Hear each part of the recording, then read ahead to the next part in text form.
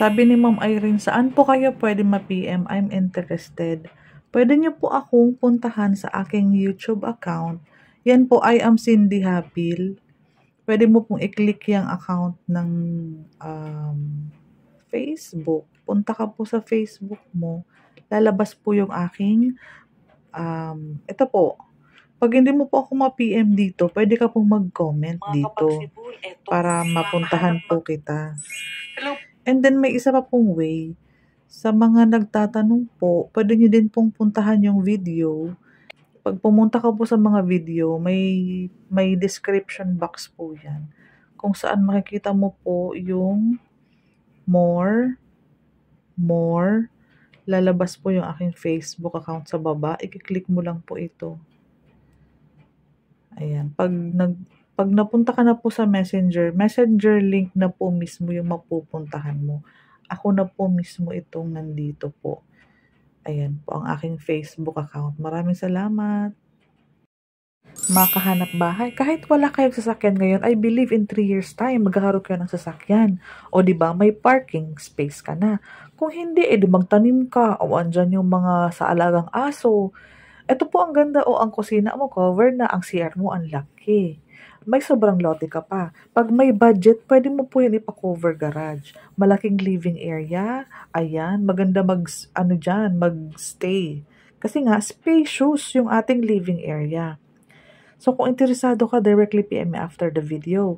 Ayan, covered ang kitchen area. Malaki po ang living area. Sa excess lot, pwede ka mag-kitchen area dito. And then, car park yung sa unahan. So, simula dito, pwede mo i-cover yan, oh. Ito naman, pwede pa. Ayan, oh, di ba, ang gaganda ng mga na-cover na, ng mga renovated area. Yung harapan, pwede pa yan maging space. And, malaki po ang ating mga kalsada sa ating Pagsibol Village. Hiwa-hiwalay ang bahay. Ako po, taga-Pagsibol, kaya na-experience ko yung kinikwento ko sa inyo sa mga vlog, na-experience ko po yan. Di ba po, wala tayong down payment, walang reservation, walang equity, makakapag-ipon ka.